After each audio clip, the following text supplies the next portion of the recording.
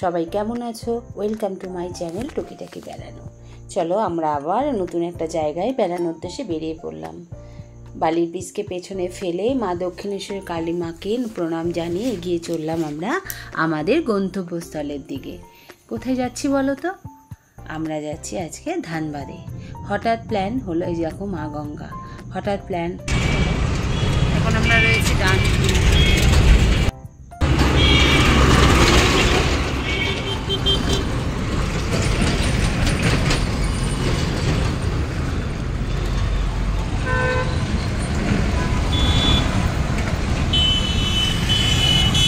জানোই আমাদের উঠলোবাই কটক যাই,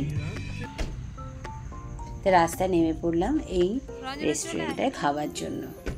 আমাদের খাবারের থালিতে আজকে আমরা নিয়েছিলাম ভেজ থালি, আর সাথে নিয়েছিলাম অমলেট। কারণ আমরা বাইরে গেলে কখনোই মাছ মাংসটা খেতে খুব একটা আমি আর আমার হাজব্যান্ড চাই না, তবে আমার ছেলে খায়।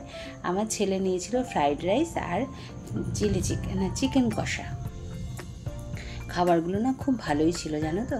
দুপুরে খাবার দাবার এখানেই আমরা সারলাম, সেরে তারপরে বাইরে বেরিয়েছি। এমন সময় এক মাসিমা কতগুলো বাদাম বিক্রি করছিল, তারা এসে বললো, বাবা আমার থেকে কটা বাদাম নাও। 7খানা বাদাম উনি 100 টাকায় দিয়েছিলেন। দেখেছো আমার বরের বুকে কি লেখা রয়েছে, চলো যাই হারিয়ে। সত্যি আজকে আমরা হারিয়ে যেতেই চলেছি। হারিয়ে যেতে মানে বেড়াতে চলেছি। আমরা সকালবেলা হঠাৎ প্ল্যান করলাম আমরা মাইথন দেখতে যাব, মাইথন ড্যাম দেখতে যাব। তাই বললাম মাইথন ড্যাম যখন যাব তাহলে চলো একটা রাত থেকেই আসি, অনেক দিন বাইরে বেরোনো হয় না। তাই সকালবেলা 9টা, 9:30, 10টা নাগাদ আমরা বেরিয়ে পড়লাম আমাদের গন্তব্যস্থলের উদ্দেশ্যে। এই যে এখন আমরা যাচ্ছি খাবার, মানে আমরা এখানে খাওয়ার দাওয়া সেরে আমরা এগিয়ে চলেছি ধানবাদের দিকে। এখন আমরা যাচ্ছি ঠিক বর্ধমানের ওপর দিয়ে। বর্ধমান শক্তিগড়ের ল্যাংচা তো বিখ্যাত জানোই, এই শক্তিগড়ের ওপর দিয়ে আমরা এখন এগিয়ে চলেছি আমাদের গন্তব্যস্থলের দিকে। এই দিন না আবহাওয়াটা খুব ভালো ছিল, খুব একটা যে গরম ছিল তা না, তবে গরম ছিল, আর বাইরে রোদ, খুব ঝলমলে রোদ ছিল। আমরা এবার বেড়াতে গেছিলাম, আমি, আমার ছেলে, আমার হাজব্যান্ড আর আমাদের ড্রাইভার তো তা ছিলই। আমরা 4 জন মিলেই গেছিলাম। দেখো সূর্যটা কি মানে দুপুরবেলা এই টাইমটা কত মানে তাপ, সূর্যের তাপ বাইরে থেকে দেখে বোঝা যাচ্ছে। আর ওই দেখো দূর দিয়ে এসে ধোঁয়া উঠছে, দেখেছো? এগুলো সব বর্ধমানে রাইস মিলের। বর্ধমানে জানোই তো শুধু রাইস মিল আর রাইস মিল। ভালোই লাগে দেখতে বেশ।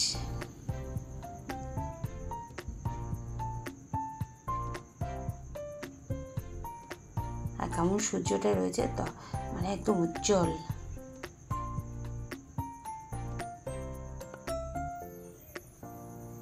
তারপরে রাস্তায় একটা ধাবাতে আমরা বসে, ধাবা ঠিক না, একটা রেস্টুরেন্ট বসেছিলাম। গাড়িটা অনেকটা জার্নি হয়ে যাচ্ছে।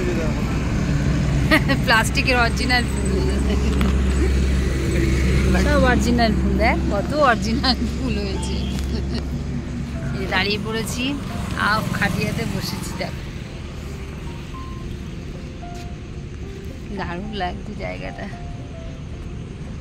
চলো এতক্ষণ তো অনেক রাস্তা দেখলে, এবার চলো আমরা একটু সবুজের মধ্যে হারিয়ে যাই। দেখো কি সুন্দর, এই দোকানটার পিছনেই ছিল এই ধান ক্ষেতটা। তা আমি গিয়ে একটু তার ছবিও তুলে নিলাম। আর এই দোকানের ছেলেটির ছবিটি ঠিক তোলা হয়নি, একটা 17 বছর মাধ্যমিক দিয়েছে বললো, 17 বছর একটা ছেলে ছিল, খুব ভালো, তার অমায়িক ব্যবহার। তার ব্যবহারের জন্য আমরা ফেরার পথে আবার ওর ধাবায় গেছিলাম, জানো তো। ওর এত ভালো ব্যবহার, আমাদের এত ভালো লেগেছিল। আর যাওয়ার সময় আসার সময় দেখলে একটা রাইস মিল, ধানবাদে শুধু রাইস, ধানবাদ বলছি সরি, বর্ধমানে শুধু রাইস মিল আর রাইস মিল। আমরা এখন এগিয়ে চলেছি বুধবুধের ওপর দিয়ে, যা মানে আমরা তো যাব ধানবাদ, তা আমরা অনেকগুলো জায়গা অতিক্রম করেই যাব। এই যে এখন আমরা আছি পানাগড়ের। আর এই সময় রাস্তায় শুধু মানে এত তাপ। আর আমাদের যদিও এসিতে যাচ্ছিলাম বলে অসুবিধা হয়নি। এখন আছি আমরা দুর্গাপুর, আর আমরা যাচ্ছি 90 ন্যাশনাল হাইওয়ে 19-এর ওপর দিয়ে। এই যে দুর্গাপুরে এখানে হচ্ছে তাপবিদ্যুৎ কেন্দ্র। আর সূর্যটা দেখেছো কেমন জল জল করছে। সূর্য মামাও আমাদের সাথে সাথেই ছুটে চলেছে। দেখো এখন আমরা আছি আসানসোলে। আর এই যে দেখছো ধোয়া উঠছে থার্মাল পাওয়ারগুলো, এটা হচ্ছে ডিভিসি, ডিভিসি তাপ বিদ্যুৎ কেন্দ্র। আর সূর্য দেখো। আর এই যাওয়ার সময় এই গুরুদুয়ারাটা দেখে আমার খুব ভালো লাগলো, তাই গুরুদুয়ারার ছবিটাও তোমাদের মধ্যে শেয়ার করলাম। গাড়ি তো ছুটেই চলেছে। এখন সূর্য মামা অস্ত যাচ্ছে, দেখো আকাশটা কি ভালো লাগছে না। আর এই দেখো মাঝখানে আবার একটা গুরুদুয়ারা। আমার না ভীষণ ভালো লাগে ঝাড়খণ্ডের দিকটা, কারণ আমার তো জন্মস্থান ঝাড়খণ্ড, তাই জন্য জানি না আমার খুব টানে। আর এই দেখো সূর্যটা কি সুন্দর লাগছে, লাল আভা হয়ে রয়েছে। আমার খুব ভালো লাগছিলো, তাই ভিডিওটাও তুলে রাখলাম। এখনও সূর্য মামা ঠিক অস্ত যায়নি। আর ওই দেখো কি দেখা যাচ্ছে বলো তো, পলাশ ফুল।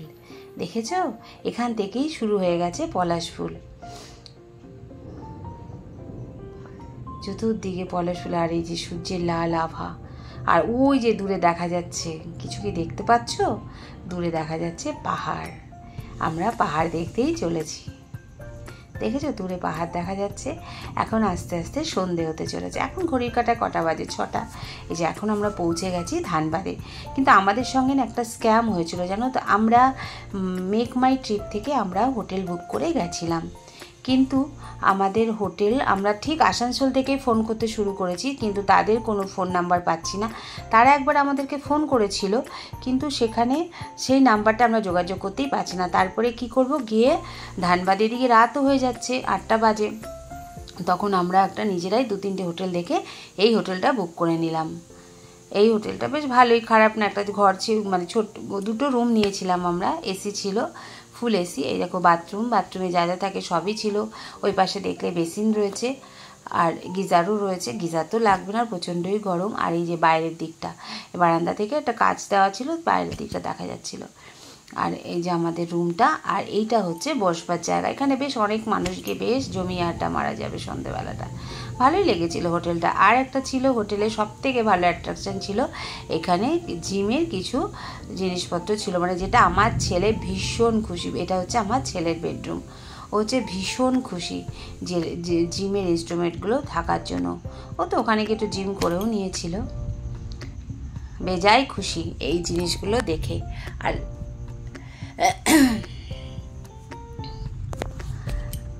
আর এটা হচ্ছে আমার ছেলের রুমের ভেতরটা। এখানেও একটা খাট ছিল, এসি ছিল, যা যা থাকে সবই ছিল। বাথরুমটা খুব পরিষ্কার ছিল, মানে হোটেলটা ভালোই পরিষ্কার পরিচ্ছন্ন ছিল। আমরা তো যেহেতু হঠাৎ বুক করেছি। আর এটা হচ্ছে পরের দিন সকালে তোলা ছবি। এই যে হোটেলটা, হোটেল সুরিয়া।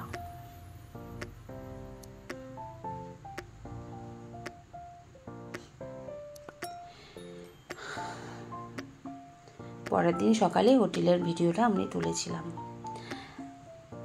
পরের দিন সকালে আমরা ভোর 6টা নাগাদ, ভোর না সকাল 6টা নাগাদ আবার বেরিয়ে পড়লাম আমাদের সাইট সিন দেখার উদ্দেশ্যে, কারণ আমাদের এই দিনই ফিরতে হবে। এখন ঘড়ির কাঁটায় বাজে 6টা। দেখেছো কেমন শান্ত চতুর্দিকটা। সকালবেলাটা ওয়েদারটাও ভীষণ ভালো ছিল, ফুরফুরে বেশ হাওয়া ছিল, খুব ভালো লাগছিল। পাশে ঝিলটা দেখো কি ভালো লাগছে না। আর সূর্য সবে উঠেছে, এত সুন্দর লাগছিল চতুর্দিকটা, তাই ভিডিওটাও তুলে রাখলাম। আমার স্মৃতির খাতায় যোগ হলো নতুন আরেকটি পাতা। যখন আমার মন ভালো লাগবে না, তখন খুলে ভিডিওগুলো আমি দেখতে পাবো। আর তোমাদের মতোও শেয়ার করলাম। ভালো লাগলে অবশ্যই একটা লাইক করো, কমেন্টে জানিও কেমন লাগলো আমার আজকের এই ব্লগটি। আর এখন আমরা ছুটে চলেছি তোপচাঁচি লেকের দিকে। এখন ঘড়ির কাঁটায় বাজে 6টা, 6:30 মতো বাজে।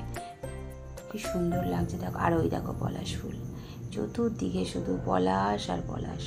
আমাদেরকে আর পুরুলিয়ার বছর যেতে হলো না, এখানেই আমরা পুরুলিয়ার মানে ছায়া পেয়ে গেলাম। চতুর্দিকে শুধু পলাশ, কারণ ঝাড়খণ্ডের পাশেই তো পুরুলিয়া তো ঝাড়খণ্ড থেকে বেশি দূরে না। আর দেখো চতুর্দিকে কত পলাশ ফুল ফুটে রয়েছে, তার মাঝখান দিয়ে আমাদের গাড়ি ছুটে চলেছে। দেখেছো কত পলাশ।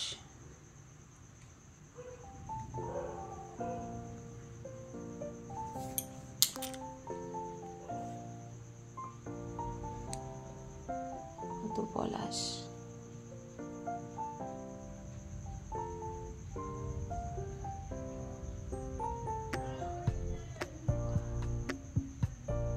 আর দেখা যাচ্ছে মাঝে মাঝে পাহাড়।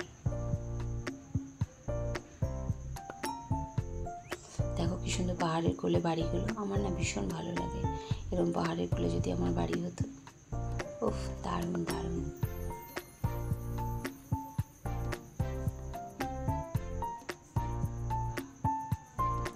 আবার পলাশ,